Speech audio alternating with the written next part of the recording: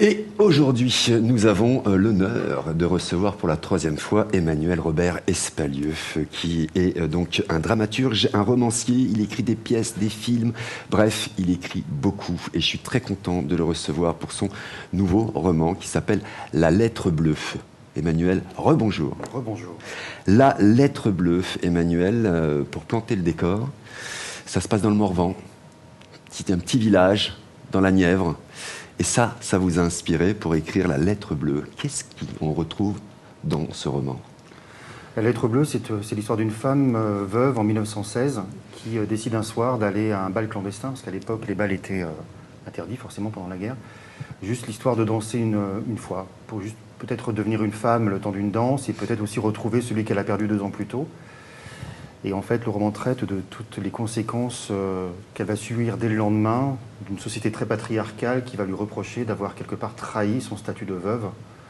Parce qu'au-delà d'être des travailleuses qui allaient dans les champs et dans les usines, les veuves étaient aussi celles qui représentaient celui qui n'était plus là et qui s'était sacrifié pour la patrie. Et donc elles avaient elles-mêmes un rôle qui quelque part ne leur appartenait plus, parce qu'elles étaient censées représenter un mort. Et elle va juste vouloir danser, et c'est toutes les conséquences à travers le regard des autres, et à travers aussi le regard de la religion et de la société sur elle, qu'elle va subir dès le lendemain. Donc c'est assez moderne finalement. Oui, c'est ce que j'allais dire, même si là on est en 1914, Première Guerre, 1916, c'est très d'actualité quand même. Parce qu'effectivement... Très d'actualité, oui. Ce qui est un peu dommage de se rendre compte que finalement les choses n'ont pas forcément beaucoup évolué dans certaines circonstances. Alors elle perd son amour. Elle perd son premier amour.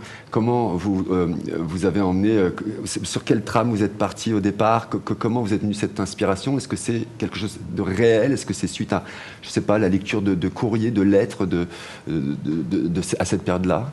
Non, en fait, à la base, c'est une pièce de théâtre que j'avais écrite en 2003, donc il y a un petit moment. Totalement fictionnée. Totalement fictionnelle, j'ai toujours été assez intéressé par la Première Guerre mondiale, pas tant l'aspect guerre, mais plutôt l'aspect de ceux qui l'ont vécu, surtout à l'arrière. Et en fait, je sais pas, je me suis dit qu'il y avait quelque chose d'extrêmement actuel dans cette situation-là. Et quand mon éditeur Fayard m'a demandé de lui proposer des sujets, ils ont aussi trouvé que ce sujet valait la peine d'être traité de cette manière-là. Et j'ai donc pris le thème de l'histoire qui est une pièce et je l'ai romancé. Et la pièce n'a pas eu lieu du coup?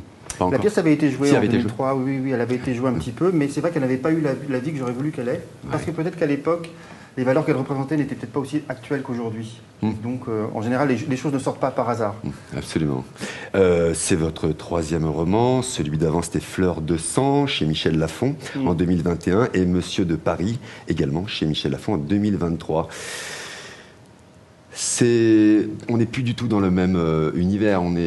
Autant là, il y avait un peu d'humour et de violence, si je puis dire. Autant là, on est dans l'émotion pure. On est dans l'émotion pure. En plus, ça, c'est vraiment de la littérature au sens large du terme. Les 2 précédents romans qu'on trouve chez Pocket aujourd'hui sont des romans historiques, vraiment, avec des descriptions, enfin, tout ce qu'on aime dans les romans historiques, les pavés, etc. Ça, c'est plus de la littérature au sens plus large du terme, et on est vraiment dans l'émotion, effectivement. Dans le vécu de cette femme-là, dans son combat. Combien de temps vous avez mis pour écrire ce roman-là? Parce que vous n'arrêtez pas, Emmanuel. C'est très difficile à quantifier, parce qu'en général, ça s'étale sur des années, et puis le jour où on passe en écriture, enfin moi personnellement, en tout cas le jour où je passe en écriture, la maturation est faite, et c'est presque un acte technique, en fait, l'écriture. Ce qu'il y a de plus long, c'est toute la période de maturation, de recherche, de réflexion, et ça, c'est très difficile à quantifier. On s'était vu l'an dernier, ou maintenant, je crois même cette année, pour la pièce. Il y a un an, pour la pièce Les poissons ne meurent pas d'apnée. Une comédie satirique, si je puis dire. Elle en est où, cette pièce? Après, on reviendra sur le roman, bien sûr.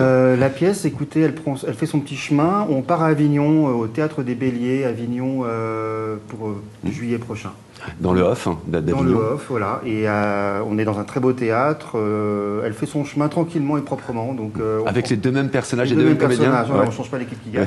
Absolument, qui était venu d'ailleurs. Qui était venu, oui. Absolument. D'ailleurs, on va revenir un petit peu avant faire 2 représentations à la Ruche Gourmande, pas très loin d'ici. Ah bah vous revenez nous voir. Ce sera peut-être l'occasion de revenir vous voir. Absolument, qu'on passe encore un excellent moment. Allez, on revient quand même à ce roman, La Lettre Bleue. Je vais me permettre de lire, vous l'avez expliqué un petit peu, mais nous envoyé, votre service presse nous a envoyé comment cette petite explication de ce roman. Alors, Only, en 1914, Marie n'a que 20 ans et son fiancé, Valentin, vient de partir au front. Il est l'un des premiers à s'être engagé pour aller se battre loin là-bas, près de la frontière allemande, et elle, l'une des premières veuves de guerre, à recevoir la terrible lettre bleue. Alors, c'est quoi cette lettre bleue ? Parce que personne ne sait ce que c'est qu'une lettre bleue. C'était la couleur du courrier que les gens recevaient, du courrier officiel qui annonçait le décès de quelqu'un dans votre famille sur le champ de bataille. Et c'est le facteur qui l'a porté ? C'était soit le facteur, soit un gendarme. Soit un gendarme. Ouais. Et donc elle était bleue et à l'intérieur on annonçait. Donc les familles savaient, connaissaient cette lettre. C'était une lettre qu'on craignait recevoir forcément. Ouais. Hein. C'était pas en général une bonne nouvelle. Et c'était effectivement d'une manière très factuelle et formelle et un peu officielle que la personne avait donné s'était donné pour la patrie, quoi. Celle qui emporte avec elle la mort. Donc on revient sur effectivement comment elle s'appelle.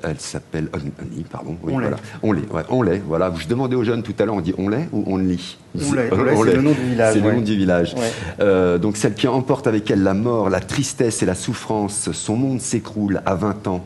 Elle a perdu l'amour de sa vie et surtout le droit de vivre, d'aspirer au bonheur et au renouveau. Alors qu'elle entend parler du bal organisé par le fils Paradis, elle n'a plus qu'une idée en tête, oublier la guerre le temps d'un instant et se sentir vivante, une nouvelle fois. La lettre bleue est un récit doux, intimiste évidemment, et lyrique, qui adopte le point de vue non pas du soldat au front, mais de sa veuve esseulée, à qui l'on arrache le désir d'espérer. C'est juste un témoignage de la condition des femmes durant la Première Guerre mondiale. Ce roman porte la voix de la Renaissance et de la liberté. Donc évidemment, c'est d'actualité, parce que de nouveau, aujourd'hui, cette liberté aujourd'hui des femmes qui luttent encore aujourd'hui pour avoir cette liberté de parole, aujourd'hui, c'est beaucoup d'actualité. Donc est-ce que vous avez, puisque c'est fictionné, repris un petit peu comment les femmes d'aujourd'hui et retransmis Il n'y a pas vraiment besoin, parce que de toute façon, tout ça nous entoure, on baigne là-dedans. Donc, quelque part, la relation se fait d'elle-même, la réflexion vient toute seule, il suffit d'avoir un peu les yeux ouverts sur la société, et puis on n'a pas besoin d'aller chercher, est-ce que j'ai parlé de ça ou est-ce que j'ai parlé de ça ? Ça vient tout seul, il suffit juste d'être clairvoyant par rapport à ce qui vous entoure, quoi. Et surtout, c'est aussi un regard aussi positif, parce que c'est le combat d'une femme, et on parle de renaissance à la fin, c'est que sans vouloir... oui, dévoiler la fin. Cette femme va réussir à redevenir une femme et non pas rester la veuve qu'on veut l'obliger à rester, parce que finalement il y a cette espèce de chat. Elle a le droit de nouveau à l'amour. Oui. Cela dit, ils ont vite changé leur fusil d'épaule, parce qu'à partir de 17, quand ils se sont rendus compte qu'il y aurait plus grand monde pour renouveler la population française, avec tous les morts, ils ont permis aux veuves de se recaser plus vite. Ouais. C'est toujours un petit peu... c'est toujours un petit peu intéressant. Absolument, tout à fait. La lettre bleue que vous pouvez... Alors, là, nous sommes dans Lyon, on les retrouve un peu partout, dans toutes les librairies, et à Joigny, en l'occurrence. Au Saut du Livre à Joigny. Vous avez fait des dédicaces il n'y a pas longtemps. J'ai fait une dédicace il y a longtemps. Il y en aura une autre au Cultura d'Auxerre, de mémoire, c'est en décembre, mais je vous redonnerai la date, mais c'est en décembre. Et puis il y a quelques signatures en Bourgogne, forcément, parce que c'est la tâche. Puis après, ça va commencer un peu à s'élargir. Mon éditeur il travaille ardemment. Oui, ardemment. N'hésitez pas à vous procurer La lettre bleue d'Emmanuel Robert Espalieu. Merci beaucoup, Robert, d'être venu jusqu'ici pour nous parler de ce roman. J'espère vous voir très bientôt, peut-être pour le prochain, ou tout du moins pour la pièce. Pour la pièce au printemps. Voilà. La lettre bleue d'Emmanuel Robert Espalieu. Il faut absolument se procurer ce roman. Très émouvant, vraiment, pour le coup. Merci beaucoup, Robert Espalieu. C'est tout pour les 5 dernières minutes.